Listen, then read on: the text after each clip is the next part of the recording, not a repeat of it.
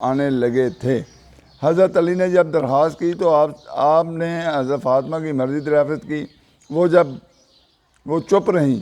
یہ ایک طرح کا اظہار رضا تھا۔ آپ نے حضرت علی سے پوچھا کہ تمہارے پاس مہر میں دینے کے لیے ہے کیا؟ جواب ملا، کچھ بھی نہیں۔ آپ نے فرمایا، وہ ذرا جو جنگ بدر میں ہاتھ آئی تھی، عرض کی وہ تو موجود ہے۔ آپ نے فرمایا بس وہ کافی ہے۔ تقریباً 125 روپے کی مالیت کی اس زرہ کے علاوہ حضرت علی کے پاس ایک بھیڑ کی کھال اور بوسیدہ یمنی چادر تھی۔ حضرت علی نے یہ سب سرمایہ حضرت فاطمہ الزہرا کے نظر کیا۔ حضرت علی اب تک آپ ہی کے پاس رہتے تھے۔ شادی کے بعد ضرورت ہوئی کہ الگ گھر لیں۔ حضرت حارثہ بن نعمان کے بہت سے گھر تھے جن میں سے وہ کئی حضرت صلی اللہ علیہ وسلم کو نظر کر چکے تھے۔ حضرت فاطمہ نے آپ سے کہا انہی سے کوئی مکان دلوا دیجیے۔ آپ نے فرمایا کہ کہاں تک؟ اب تو ان سے کہتے ہوئے شرم آتی ہے۔ تو اس پر حضرت حارثہ نے سنا تو وہ دوڑے آئے کہ حضور، میں اور میرے پاس جو کچھ ہے سب آپ کا ہے۔ خدائی قسم، میرا جو مکان آپ لے لیتے ہیں، مجھ کو اس سے زیادہ خوشی ہوتی ہے کہ وہ میرے پاس رہ جائے۔ چنانچہ انہوں نے اپنا ایک مکان خالی کر دیا۔ حضرت فاطمہ اسی میں رہائش پذیر ہو گئیں۔ نبی اکرم نے سیدہ عالم کو جو جہیز دیا، بانڈ کی چارپائی، چمڑے کا گدا جس کے اندر روئی کی بجائے کھجور کے پتے تھے، ایک مشکیزہ، ایک چکی اور ایک مٹی کا گھڑا تھا۔ حضرت فاطمہ جب نئے گھر میں آباد ہوئیں تو حضرت صلی اللہ علیہ وسلم ان کے پاس تشریف لے گئے۔ دروازہ پر کھڑے ہو کر پہلے اندر آنے کی اجازت چاہی، پھر اندر تشریف لے آئے۔ ایک برتن میں پانی منگوایا، دونوں ہاتھ اس میں ڈالے اور حضرت علی کے سینے اور بازوؤں پر پانی چھڑکا۔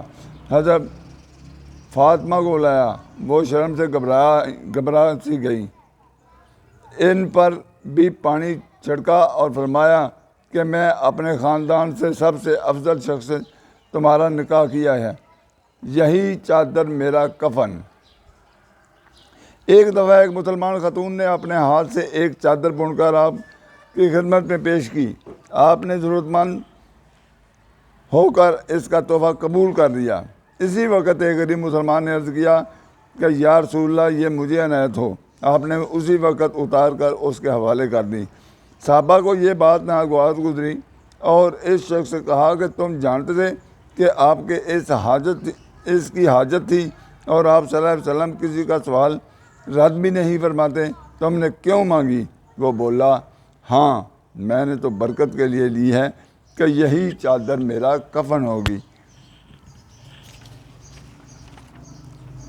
بدگمانی نہ ڈلے۔ رسول اللہ صلی اللہ علیہ وسلم ایک دفعہ مسجد میں اعتکاف کی حالت میں تھے تو حضرت صفیہ بنت حی آپ سے ملاقات کے لیے رات کو آئیں اور کچھ گفتگو کرنے کے بعد واپسی کے لیے جب کھڑی ہوئیں تو نبی اکرم صلی اللہ علیہ وسلم چھوڑنے کے لیے ساتھ کھڑے ہوئے۔ اس وقت حضرت صفیہ کا قیام اسامہ بن زید کے مکان پر تھا۔ اتنے میں 2 انصار ادھر سے گزرے۔ جب انہوں نے حضرت کو اس حال میں دیکھا تو تیزی سے چلے تو رسول اللہ صلی اللہ علیہ وسلم نے فرمایا، ذرا ٹھہرو، یہ عورت صفیہ بنت حی میری زوجہ ہیں، دل میں کچھ خیال نہ کرنا۔ انہوں نے کہا، یا رسول اللہ، سبحان اللہ، کیا ہم آپ کے بارے میں دوسری قسم کے خیال کر سکتے ہیں؟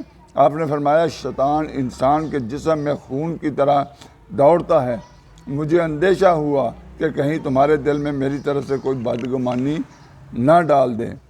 کھجور اور ستو کا ولیمہ۔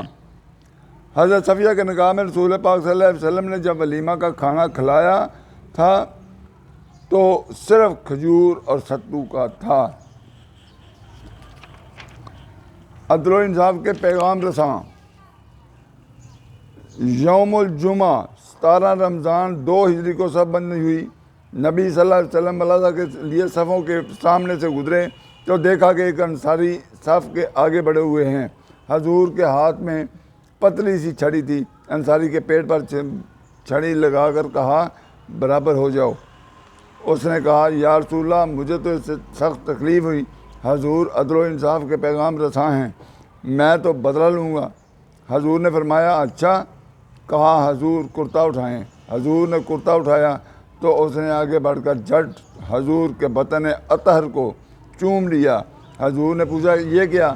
وہ بولا حضور دنیا میں شاید یہ آخری گھڑیاں اور آخری سانس ہے، میں نے چاہا اس شرف سے مشرف ہو جاؤں۔ حضور نے اسے دعائے خیر دی۔ مستقل حیثیت نبی اکرم صلی اللہ علیہ وسلم نے عورتوں کو ایک مستقل حیثیت عطا کی اور فرمایا کہ جس طرح مردوں کے حقوق عورتوں پر ہیں اسی طرح عورتوں کے حقوق مردوں پر ہیں۔ نکاح کو ایک آزادانہ معاہدہ قرار دیا جو ہر قسم کی جائز شرائط پر مشتمل ہو سکتا ہے۔ خاص ناموافق حالات پیدا ہو جانے سے مرد اور عورت دونوں ایک دوسرے سے علیحدگی کا حق رکھتے ہیں۔ عورت خود اپنے سرمایہ اور جائیداد کی شوہر کی شرکت کے بغیر مالک ہو سکتی ہے۔ عورتوں کو مردوں کا ہمدوش قرار دیا، تعلیم کے دروازے ان پر کھول دیے، ماں باپ کی جائیداد میں ان کا حصہ تسلیم کیا، بیواؤں کے شادی کرنا کو سماج کی نظر میں جائز قرار دیا۔ ادبی شان عرب قوموں کو اپنی فصاحت و بلاغت پر بہت ناز تھا۔ اس غرض کے لیے ان کے بڑے بڑے میلے ہوا کرتے تھے جہاں وہ اپنے ادبی مظاہرے کیا کرتے تھے جس کے اشعار لاجواب ہوتے تھے، کو جلی حروف میں لکھ کر کعبہ کی دیواروں پر آویزاں کیا جاتا تھا۔ ایسے لوگوں کے درمیان آپ مبعوث ہوئے اور فصاحت و بلاغت کے ایسے جوہر دکھائے جن کی آب و تاب سے عرب کے فصاحت کے دعوے داروں کی آنکھیں خیرہ ہو گئیں۔ انہی عربوں میں خواہ جاہلیت کے ہوں یا اسلامی دور کے، ابو بکر قریش میں حسب نسب کے اعتبار سے بہت ممتاز تھے۔ یہ بھی حضرت کی فصاحت و بلاغت پر حیرت کرتے تھے۔ ایک دن ابو بکر نے عرض کیا میں عرب کے گلی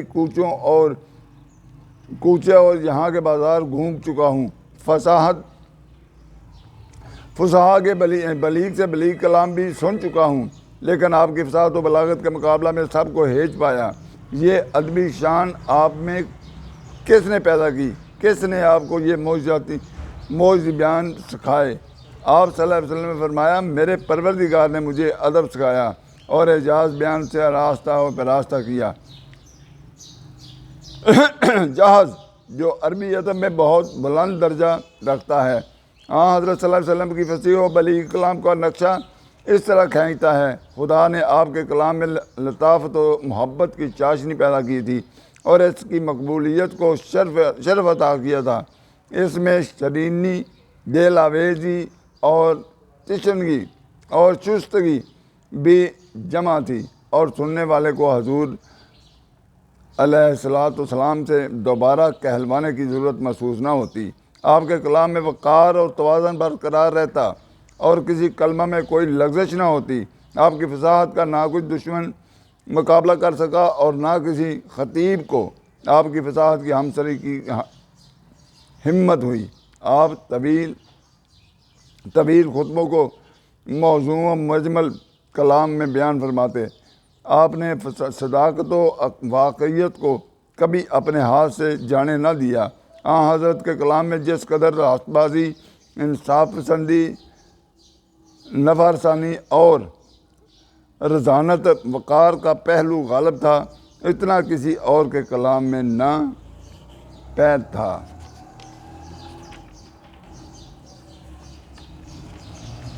آج کے لیے اتنا ہی، اسی پر اتفاق کرتے ہیں۔ اسے سبسکرائب کرنا، شیئر کرنا، لائک کرنا نہ بھولیے۔ اللہ حافظ، السلام علیکم۔